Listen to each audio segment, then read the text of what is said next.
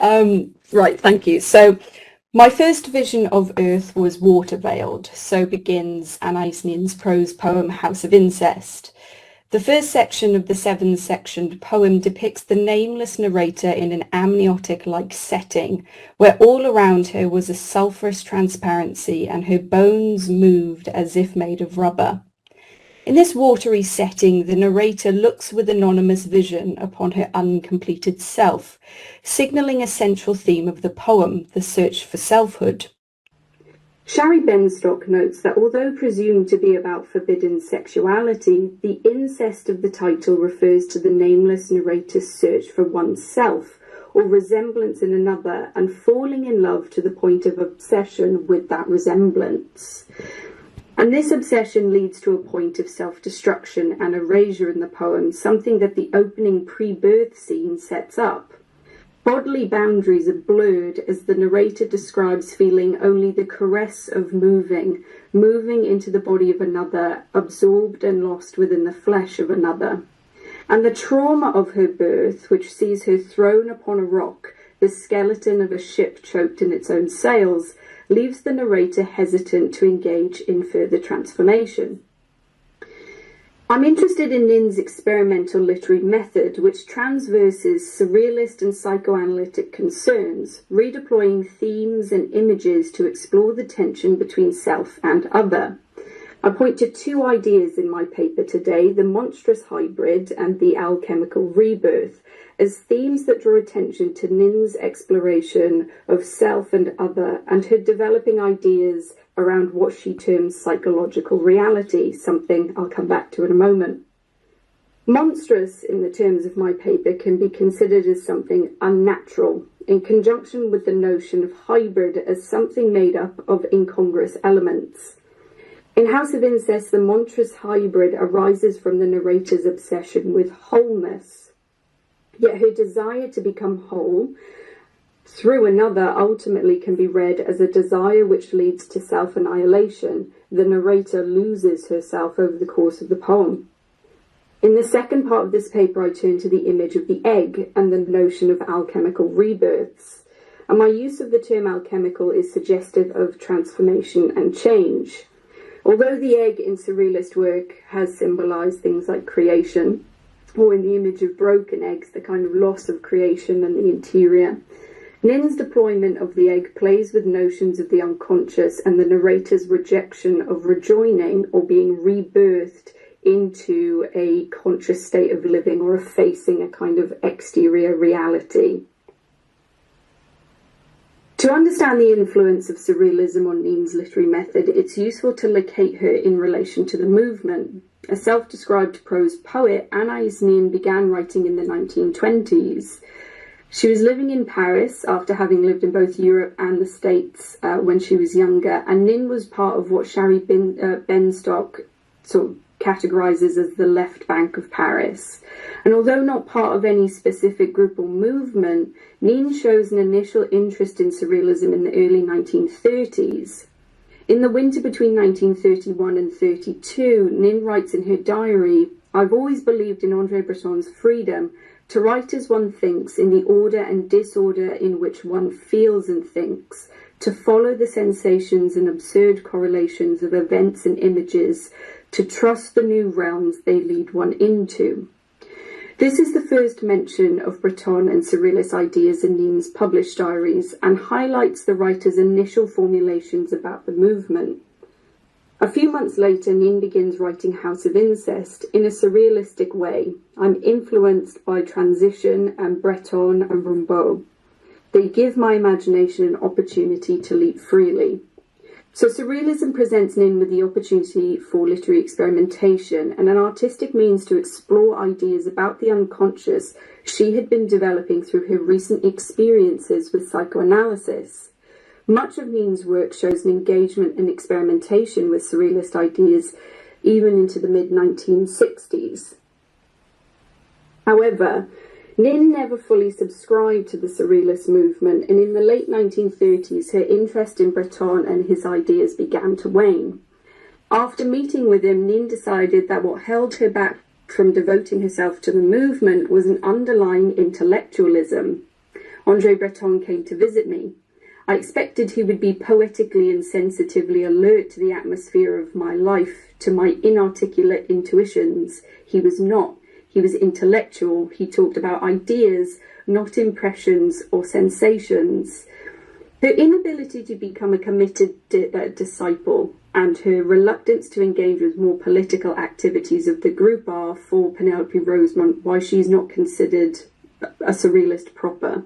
And Rosemont writes, many of the writers who at some point in the course of their careers have expressed themselves in a surrealist voice, to cite only a few examples, Anaïs Nin, it's not the same as actually participating in the surrealist movement. And I agree with Rosemont here that it would be a struggle to classify Nin as surrealist proper. However, Nin's turning away from the movement echoes the reactions of a number of women associated with the movement, for example, Feeney. Nin's interest in surrealism is in the initial formulation of surrealism, where it was more closely associated with psychoanalysis. It's this association that remained a key influence in Nin's work through the 20th century. And Nin celebrates the importance of surrealism in her later work, The Novel of the Future, a type of critical survey of post-war American literature. At the centre of Nin's issue with post-war American literature was a reluctance to engage with what lay below the surface, or what she terms, quote, psychological reality. She focuses on her own writing, stating that one can only find reality by discarding realism. And with representational social realism suggested as the main reason for the stagnation of the American novel, she proposes a poetic novel that would continue the discarding of realism and allow for an exploration of psychological reality. Her proposed psychological reality again draws parallels with the surrealist idea that Rosemont explains as the higher reality, drawing the unconscious out into reality and combining the two. There is no hierarchy, rather they're unified in a manner that allows for, as Nin describes, a way of heightening life and infusing it with meaning. Describing her own work, Nin explains her emphasis was on the relation between dream and reality, their interdependence, highlighting both the surrealist and psychoanalytic influences on her approach to writing. And the clearest example of this literary method is what I'm going to speak about today, her prose poem House of Incest. So to describe the sort of narrative or plot of House of Incest is not an easy task. It's made up of 7 sections, and the prose poem charts the initial birth of a nameless narrator, her relationship with a woman called Sabina and its eventual breakdown, and then her journey through a sort of unconscious landscape towards the eponymous House of Incest. Along the way, she encounters other figures similarly trapped in this place, seeking something from another. For example, Jeannie, who seeks the love of her brother.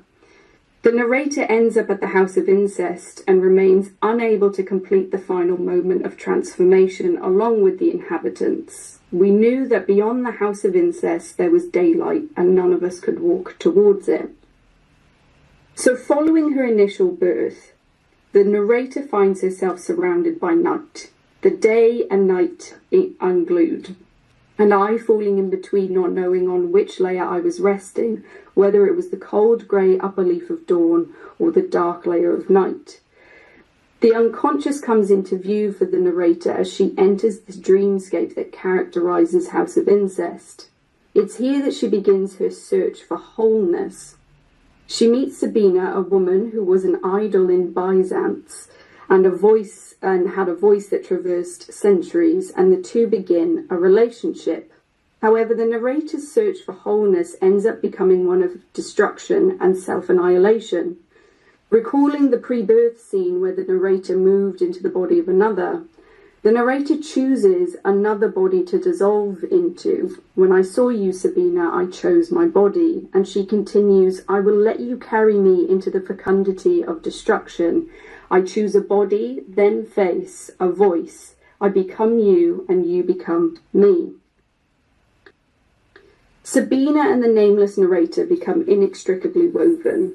The narrator loses herself in Sabina as the two lovers merge, and the narrator dissolves into Sabina, becoming the other face of you, underlining Nin's subverted meaning of incest.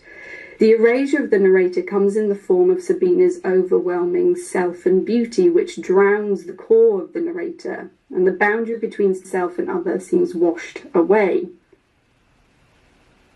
The two women become a monstrous hybrid, with the forceful conjoining revealing itself through unnatural bodily movements. I smile because I listen to the other, and I believe the other. I'm a marionette pulled by unskilled fingers, pulled apart, inharmoniously dislocated, one arm dead, the other rhapsodizing in mid-air.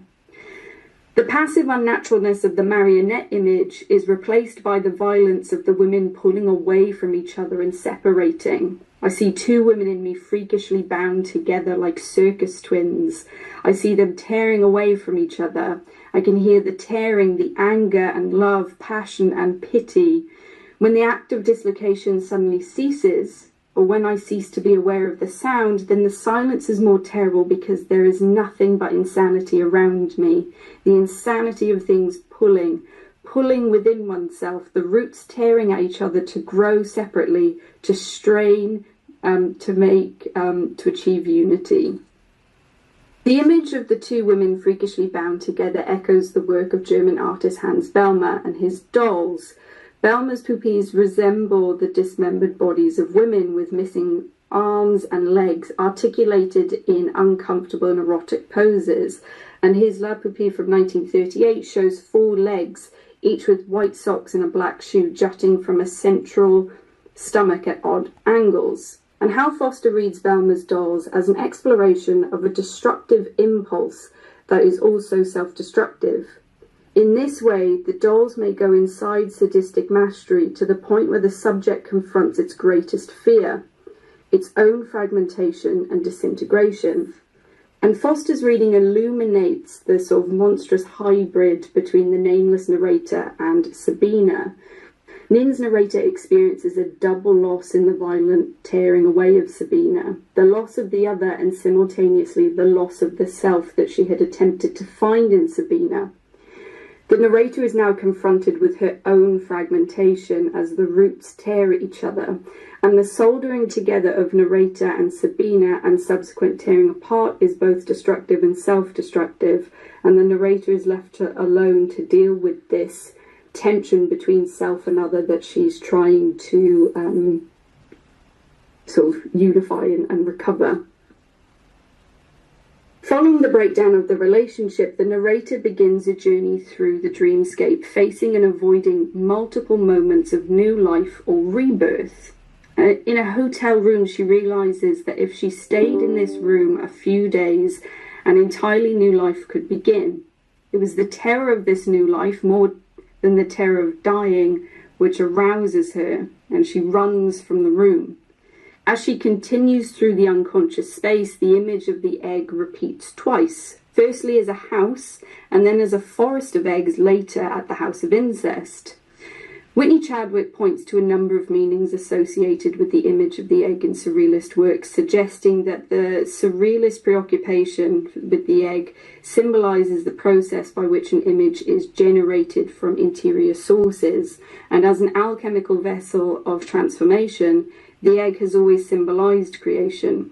It is the source of life and by extension the source of all art. She also points to kind of other meanings of the egg, so things like broken eggshells, such as those in some of Feeney's work, which suggest aridity and desolation rather than creation. And in House of Incest, the image of the egg is redeployed by Nin, partly capturing the notion of transformation and transformative potential that Chadwick was describing, but also suggesting something about stasis and incompleteness. Reflecting on House of Incest in the 1960s, Nin explains that she described what it is to be trapped in the dream, unable to relate it to life, unable to reach daylight. I suggest the egg vessels that the narrator encounters reinforce the narrator's trapped state in the dream and signal that her incompleteness is due to her inability to connect the unconscious with the conscious, to live a psychological reality. Leaving the hotel, the narrator comes across a city on rocks. There, a white path sprouted from the heart of a white house. The house had the shape of an egg, and it was carpeted with cotton and windowless. One slept in the down and heard through the shell the street organ and the apple vendor who could not find the bell. The windowless aspect of the house suggests that there is no view out of the interior. The cotton carpets mimic down, allowing the narrator to sleep almost as if in a nest in this egg house and remaining cocooned from the exterior world. And the narrator falls asleep and finds herself floating again. All the facts and all the words, all images, all presages are sweeping over me, mocking each other. The dream, the dream. No transformation takes place for the narrator in the egg house. Here the egg house holds her in the unconscious space, almost preventing a potential rebirth. And after arriving at the eponymous house of incest, the narrator finds in its gardens a forest of white plaster eggs, large white eggs on silver discs, an elegy to birth, each egg a promise, each half-shaped nascence of man or woman or animal not yet precise. Womb and seed and egg, the moist beginning being worshipped rather than its flowering. And these eggs appear unnatural, made of white plaster, suggesting an inability to crack open and bring new life, an inability for transformation to occur. Their situation on silver discs further emphasizes the connection to the unconscious, with silver alchemically representing the moon in this kind of nighttime space. And as an elegy to birth, each of these white plaster eggs is a symbol of mourning, of the potential of transformation, the mourning of becoming. The half-shaped man or woman or animal echoes the narrator's feelings of incompleteness. The other half, the conscious, is missing. And finally, the worshipping of the moist beginning over the flowering underscores the rejection of transformation and change by the inhabitants of the house of incest, including the narrator. In search of returning to the watery beginning for a sense of completeness, the narrator sees the beginning again in these white plaster eggs.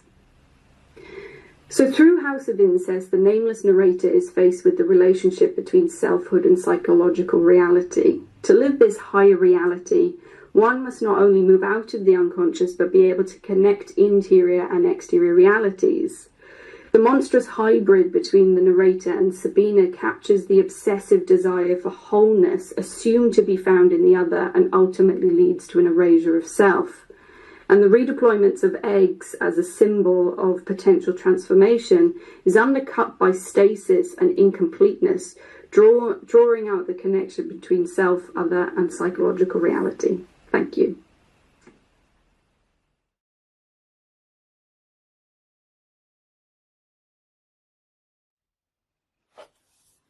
Hi, thank you so much for inviting me to be here. I'm really excited to be presenting my paper for you all, and to be coming after Josie's amazing paper. There'll be lots of monstrous hybrids in both, so I'm hoping there'll be lots of kind of dialogue across our papers.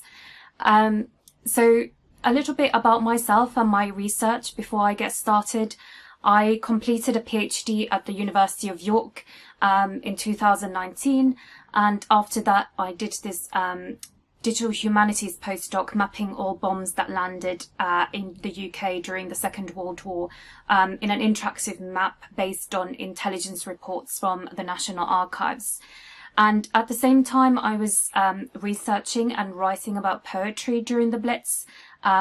So I'm really fascinated by how poets experienced aerial bombardment and reconsidered modernist aesthetics of fragmentation in the context of fragmentations of cities and buildings from bombardment. And I wrote my initial findings in an article which came out in Journal of Modern Literature in the summer of 2020. And I'm now really interested in the role of metaphor during war. So particularly the global use of images of birds to describe bomber planes.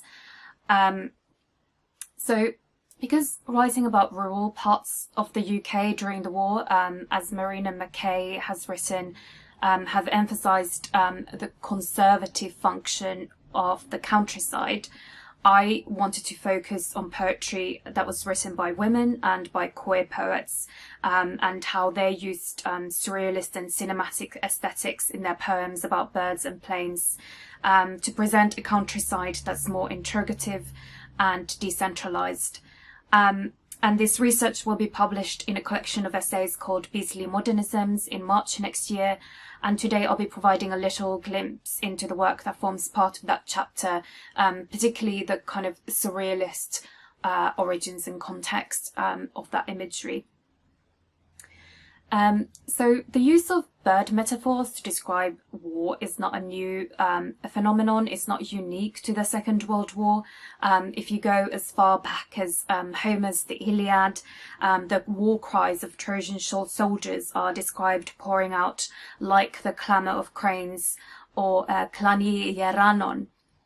The avian allegory in Aristophanes' plays The Birds also has its roots in Peloponnesian War. But in literary representations of the Second World War, what I think is unique is the way this imagery resurfaces in a conflation of birds and aircraft. And in this paper, I'll explore this trend, which I've termed Avian Noir in the 1940s, war poetry that goes beyond the trope of flight and the airplane's engineered resemblance to a bird with outstretched wings by exploring the destructive dominance of the aerially positioned beast, bird or machine.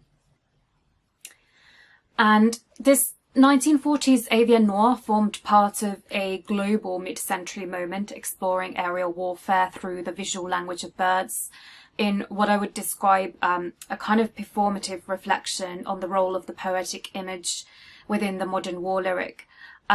So the speaker in Anna Akhmatova's The Wind of War, or Veter Vojny, about the siege of Leningrad, describes Bonaplays as Ptitsie Smiertie, or birds of death.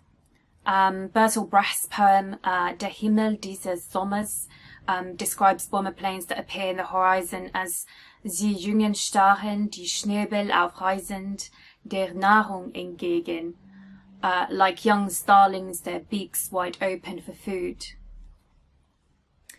If we go to London, H.D. writes in her poem RAF of the flying shadow of high wings moving over the grass. The speaker in Stephen Spender's poem To Poets and Airmen calls a bomber plane an all-night screeching metal bird. And in Edith Sitwell's Lullaby, the plane takes the form of a steel bird with steel wings. So whether a flying shadow, a bringer of death, a creature of metal or steel, or young birds hungry to be fed, from Leningrad to London, birds provide a visual language in poetry for modern military technology capable of inflicting mass civilian casualties. And these terrifying and dreamlike characteristics oversaturate the most central resemblance between birds and planes, the act of occupying space in the sky, as the speakers of these poems use images of avian menace to gesture towards atrocities that are fundamentally human. So if in Homer, war cries carry through the air like birds, in 20th century warfare, the presence of military technology in the sky means birds can figuratively represent the aerial distance of violence. In the 20th century, the sounds of war extend to an embodied conflation of birds and instruments of warfare within the technological language of modernity that blurs boundaries between non-human nature and machines. And I want to get a bit more specific here about the surrealist context to this use of metaphor. So critics have often cited the significance of surrealism in wartime culture. Leo Meller, for example, is someone who's looked in detail at, quote, how surrealism provided the conditions of possibility for various aesthetic strategies to engage with wartime London, end of quote. However, what I think is particular to Avian Noir imagery is the way this activates the kinetic and figurative logic of dreams familiar from surrealism. And it's this logic of metaphor and motion, or kinesis, which I'm interested in within wartime culture engaging with aerial threats. So in cinema, for example, Alfred Hitchcock's Spellbound includes a famous scene, dream sequence, which was designed by Salvador Dali. And this sequence, shot and designed during the war, climaxes with the shadow of a bird chasing Gregory Peck's character. Suddenly I was running. Then I heard something beating over my head. It was a great pair of wings. The wings chased me and almost caught up with me when I came to the bottom of the hill. So, as Gregory Peck recounts this dream, from the top left corner of the screen, the shadow of the wind expands until it overtakes the running shape of the dreamer. Then the frame dissolves back into Gregory Peck's face, recounting the dream to Ingrid Bergman. So this dark avian shape is crucial in capturing a moment of dissolve between recalled dream and the waking present, where the dream and the dreamer overlap. And this means that the speed of the avian shadow evokes both the speed of the dream, and by this I mean its metamorphosing images and the suspense of the final avian chase, as well as the speed of cinematic transitions. The emphasis on metaphor also shows the indebtedness of the dream sequence to techniques familiar from poetry. As Susan Stewart writes, the work of metaphor is to draw on the material qualities of the phenomenon to reshape and reform it, to hypothesize about what had formerly been fixed. And in fact, these Avian Noir poems that I'm interested in converse with the visual speed of cinema with increasing directness, and actually they engage in a dialogue that's aesthetic but is also technical, so really fascinated by the film's ability to cut from one image to another in order to activate the imagination of the audience. So in what the filmmaker Jean Epstein called the cinematographic poems of the early 20th century, modern poetry and cinema come increasingly close together. And he notes how the film, like contemporary literature, accelerates unstable metamorphoses. And in Tapestry of Great Fear, or Tapisserie de la Grande Peur, written in August 1940 in response to scenes at Dunkirk, we can see the French surrealist poet Louis Aragon putting this cinematographic lyricism into practice. So to capture the modern terror of war in a pastoral landscape, the poem accelerates these unstable metamorphoses from flying fish to a growing list of hybrid bird-like creatures. Qu'écrit blanc sur bleu dans le ciel celui-ci, hydre oiseau qui fait songer à l'hydre de l'erne, et commeur de la terre oiseau pierre qui coule l'air aux maisons oiseau stride oiseau comète. So in Aragon's poem, the steel birds of modern warfare undergo various figurative transformations from hydra-headed birds to comet birds. In the original French, the repetition of the word oiseau in three compounds in hydre oiseau, oiseau pierre, and oiseau comète further foregrounds the accelerating transformations of the bird's hybrid forms. In the context of the Second World War, the rapidity of these metamorphoses also conveys the amorphous, movable and momentary threat of aerial warfare. Birds, with their dynamic movement across the sky, open possibilities for exploiting the visual instability of figurative language and cinematic cuts in the war lyric. And now that I've covered the surrealist context briefly, I want to dig in a bit more into film noir, which was overtaking cinemas on both sides of the Atlantic in the 1940s. While the term film noir is notoriously enigmatic, I think it is a productive cultural and critical category for untangling some of the aesthetic implications of the 1940s dominant cinematic style on the visual language of the poetry in the same period. And this poetry would have arisen from the same wartime mood of ethical and existential questioning. So Nino Fang first introduced the term film noir in 1946 to explain how crime films had left the traditional formula of detective films behind in order to explore the reality of 1940s, where atrocities which there have never been a good reason to conceal do exist. À certaines atrocités qui existent effectivement et qu'il n'a jamais servi à rien d'occulter. So from the very first use of the term, considering the darkness of human violence was more essential to distinguishing film noir than its detectives and investigative storylines. In the first critical account of film noir, Raymond Bourde and Etienne Chaumenton identified this new cinematic style by its oniric, strange, erotic, ambivalent and cruel elements. And in her poem Death of Miss Green's Cottage, Sylvia Townsend Warner activates some of these noir elements by juxtaposing a rural scene of female romantic intimacy with the violence of war.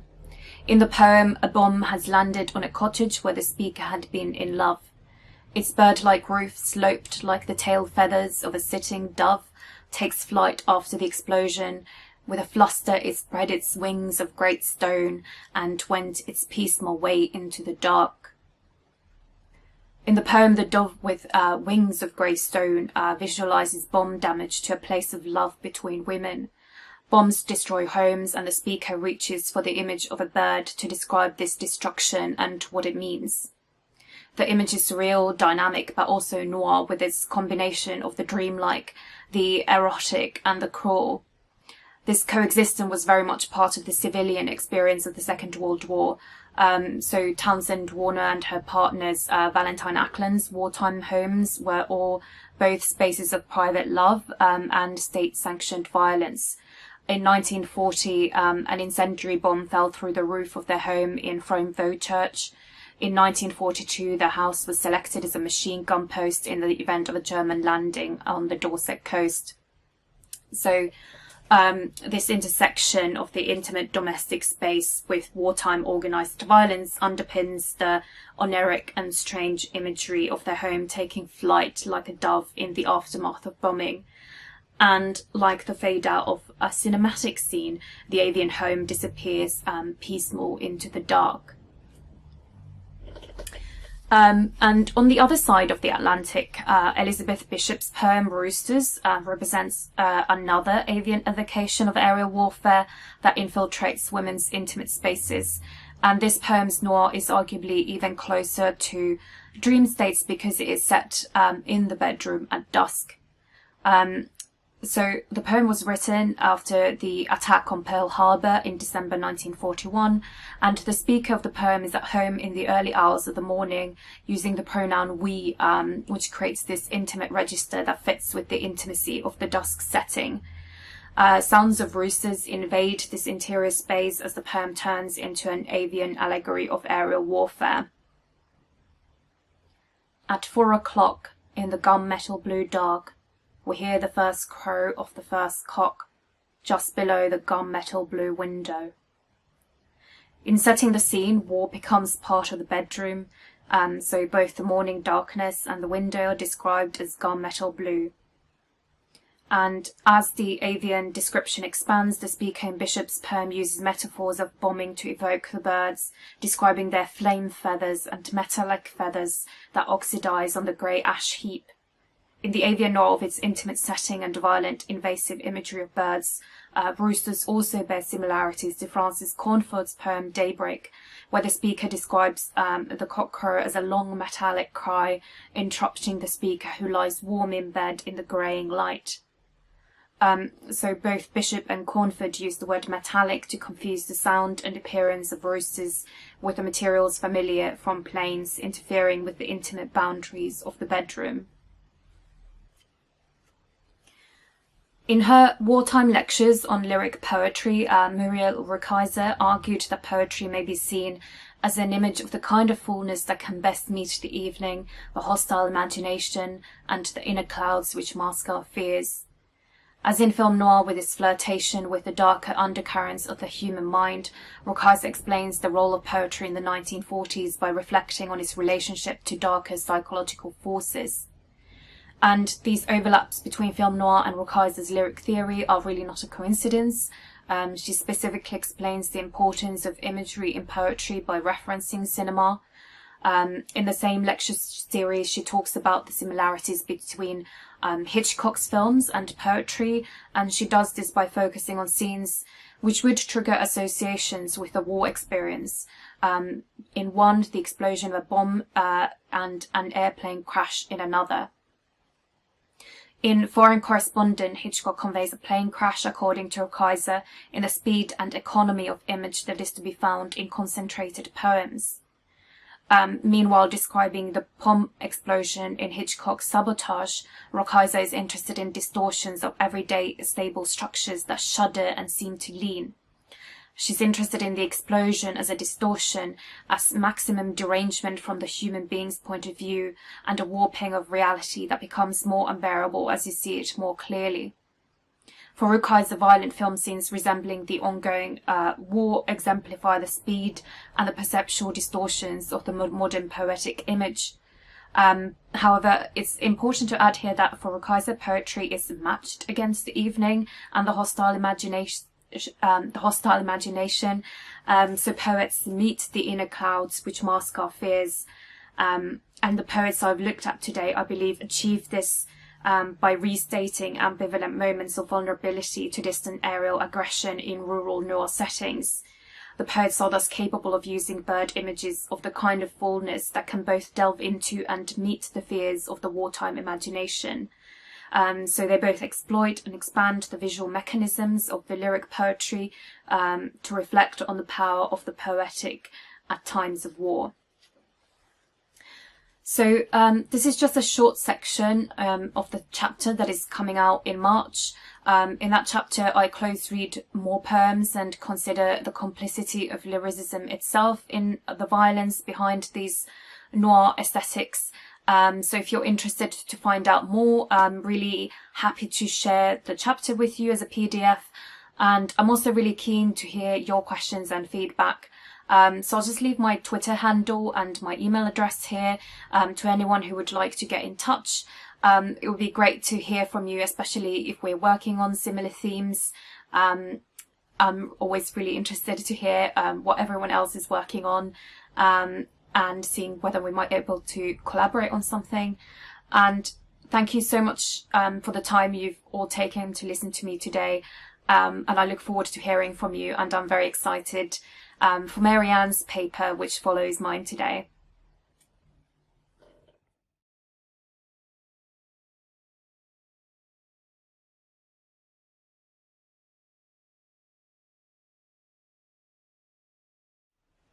So this is Joyce Mansour, and everything about her is, the reason it's called Double Time is everything about her is wonderfully contradictory. She is a Jewish Egyptian poet, artist, collector, d'expression française. She was, in every single surrealist sense, contradictory. She was born in England, grew up in Egypt, surrounded by illiterate servants in a Hispano-Arab Yiddish environment. And then after the death of her beloved first husband, she married the handsome Egyptian Samir Mansour, and they had to escape from Nasser in Egypt, so they fled to Paris. They had two sons, Philip and Cyril, and Samir insisted on Joyce Mansour's using her unusually accented French instead of her native English, and that's part of the strangeness of the poems, and that's, of course, what fascinated me. The combination of tongues is enormously peculiar. I like peculiar. She was, as Fabrice Faute points out in his Joyce Mansour et le Surrealisme, un bestiaire partagé. She was both disoriented and captivating, disorienting to others, certainly to me. Her surrealist collages brought together eros and thanatos, love and death, and in her person and language and writing, she mingled Oriental and Occidental strains in her person and her styles, like a metaphor of meeting, writing, and living, just like André Breton's Amour Fou and Nadja and this perfect time of international reach.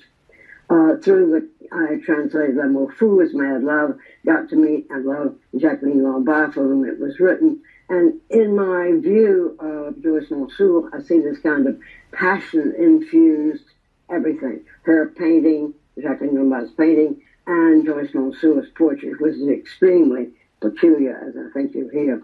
And Contradictories, all about her abound, her personality, everything about her. She'd be entertaining in a very affluent mood, and the guests would serve delicacies by white-gloved servants, and at the same time she was actively involved with left-wing causes.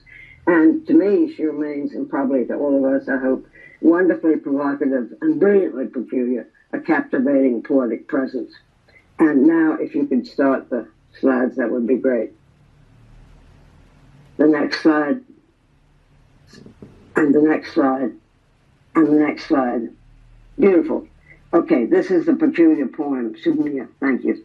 Je suis tombée, merci beaucoup, dans un puits de cicatrices on ne peut plus récente.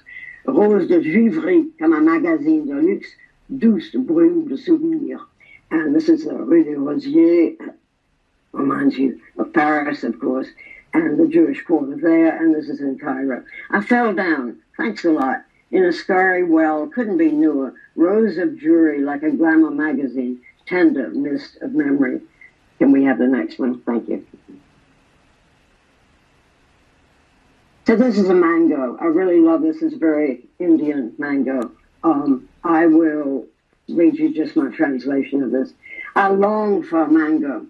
I love that. I long for mango. I have a horror of those men who eat while dispensing their wit in quick spittle. You're weeping, alone, wounded, and cured by my friendly lip. Look, a phallus is chewed. Hands on, I'm hungry for dust. There's no lodging large enough, no sanctuary or beach empty enough for me. Lulled asleep last night by Caesar's kin, I strip without shivering, too sad to refrain. My heart needs a mango. No one must be killed. Today we say prudently, the eyes of love are dry. Oily spots replace épinal on our walls. Dawn's heavy handcarts pass endlessly behind the plush bear, the snake's drunken glance, and my mother distantly dreaming in English. Isn't that beautiful? Loin, loin, distantly. Distant the mango and the smell of night. Can we have the next one? I really love this one because I have all of life in front of me. Vainement je cherche un reflet de ma joie. Dans le trou où je pensais trouver ton cœur. J'ai creusé ce trou au centre de ton corps. Des veines et d'ivoire, de soif et de sang, pour y cacher mes lunettes, pour y griffonner ma peur, pour savoir si vraiment il y a des fraises pour déjeuner, ou seulement du boudin noir. Translated that twice because I found it extremely delightfully peculiar. The first time I did, because I have my whole life in front of me. I'm seeking a reflection of my joy uselessly in the hollow where I thought I'd find your heart.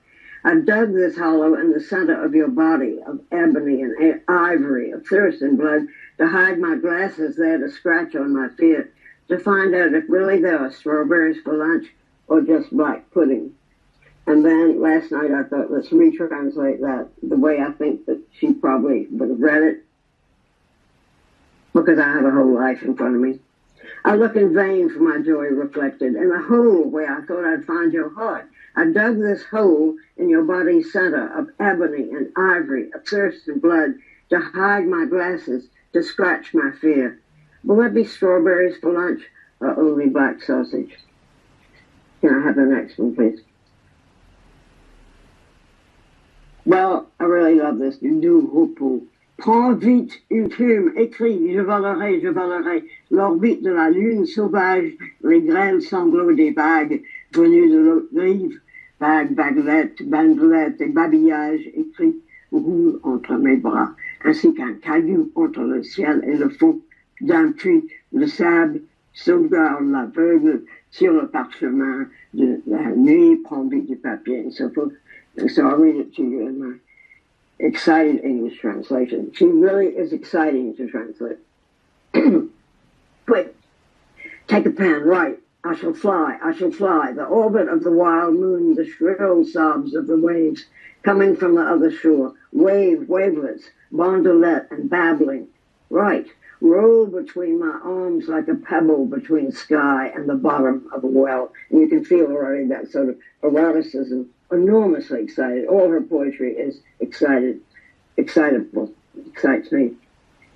The sand safeguards from the blind one upon the parchment of his night. Quick, take some paper, write.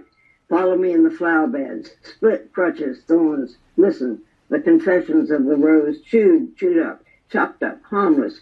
Write on the back of a tidal wave. Engrave your sign, the mute joy of garbage. Under the pliant veils of the aquamarine trace, the indelible trail. My green heart smitten, oh, moon's evil spell. Sign determined from your lofty perch, on helmet and shell of a hidden snail. Write, sign, erase.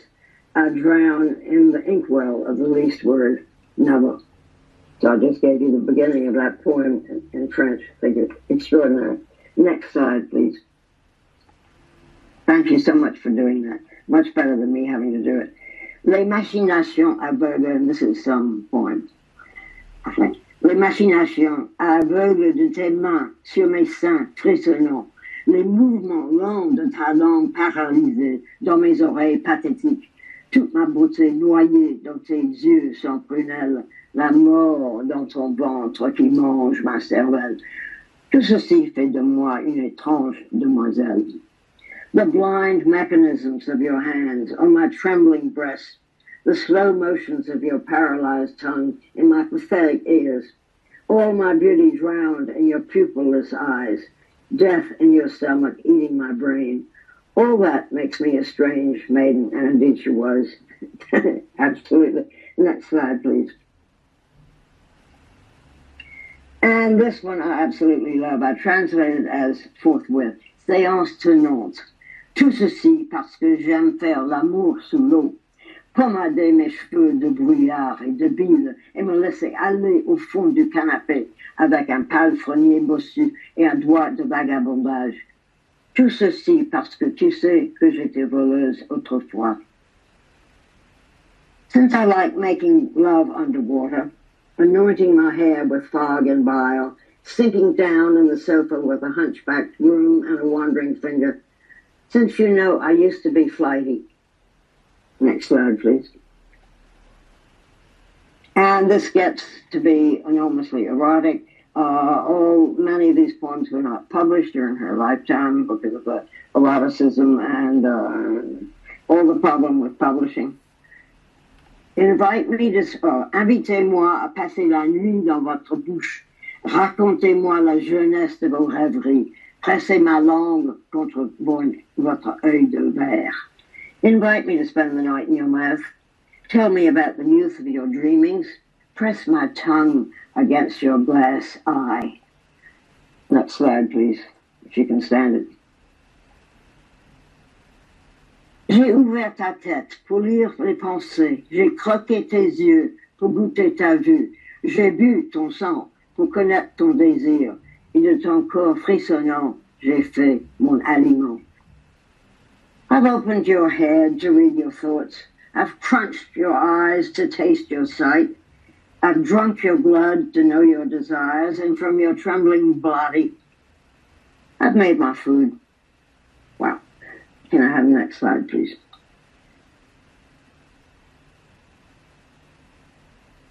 Okay, this is a very, very long poem, and I'll just read you some of it. Rêve hérissé de nudité tenace. Already the title is kind of overcoming. J'ai rêvé de ton œil au clapotement étrange, une main au doigt levé, cachée de sa déraison. Dans la lumière combien blanche de l'eau, mais oui, je t'aime, des vapeurs musicales, bibelots voraces et ô profonde horreur, de beaux seins sonores encombraient ton regard. J'ai rêvé de ton œil aux tendons crispés et exhalant de fange, un pied sur le trottoir et l'autre dans le four. J'ai désiré la tranquillité, tout de noir vêtu. So I dressed myself in noir. J'ai baisé le gant des mauvaises nouvelles. J'ai gaspillé 1000 bouillons de luxure.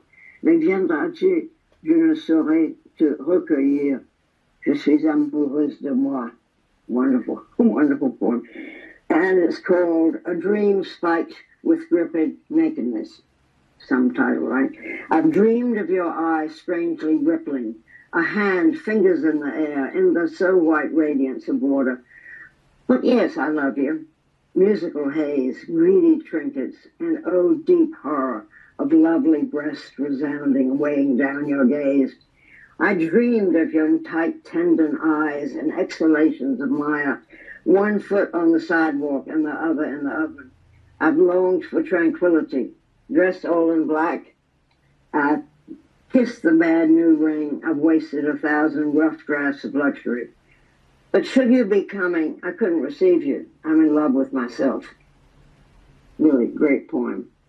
Thank you. Can I have the next kind of interesting poem? This is called Swooning. Syncope is not syncopation, but swooning.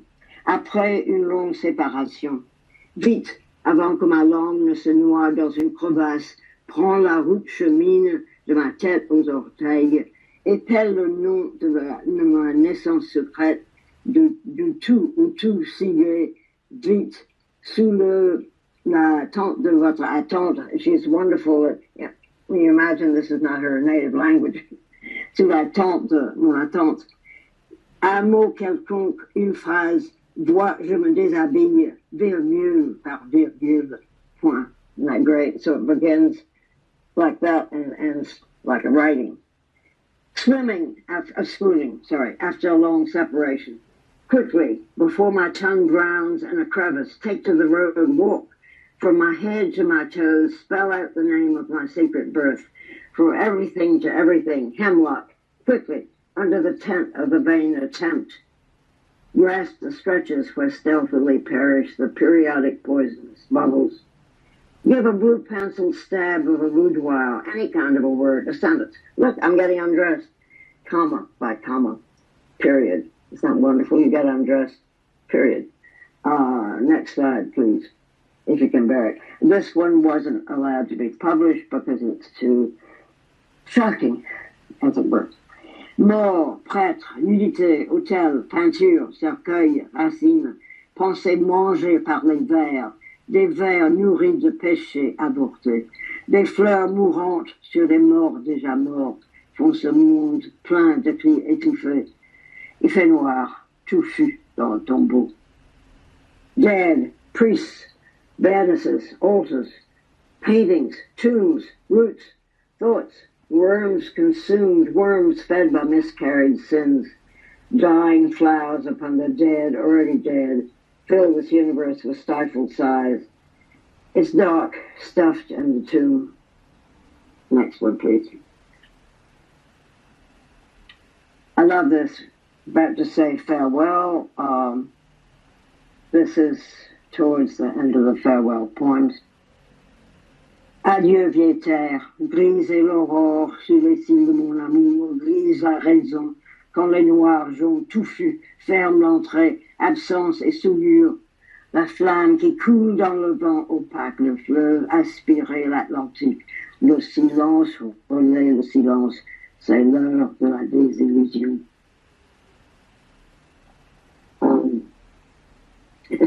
Pretty amazing. Okay, farewell, old land. Gray is the dawn under the lashes of my love. Gray the reasoning when the thick black jonquils close off the entrance. Absence and grime, flame flowing in the wind. Opaque the river that Atlantic breathes in. Silence relays silence. It's a disappointing time. Do we have the next one? If you can bear it. This is called Cash Shadow, l'ombre portée. La vie est molle pour les vieillards, douloureuse pour les morts. Déjà, les inutiles occupants de demain se profilent dans la brume syncopée. Quel tour faut-il défendre? Quel couloir éluder? Je vois des pics hérissés sur ma tombe, des os de pierre, des cendres qui osent gémir. Une cruelle flamme consume ta main droite sur le tapis. Il est toujours trop tard pour les désespérer, surtout quand il s'agit d'attendre. Cast shadow. Life is gentle for the old ones, painful for the dead. Already, unnecessary inhabitants of tomorrow profiling in the fainting mist. What tower must we defend? What corridor invade? I see the spades bristling on my tomb of mortar, of stone, ashes daring to moan.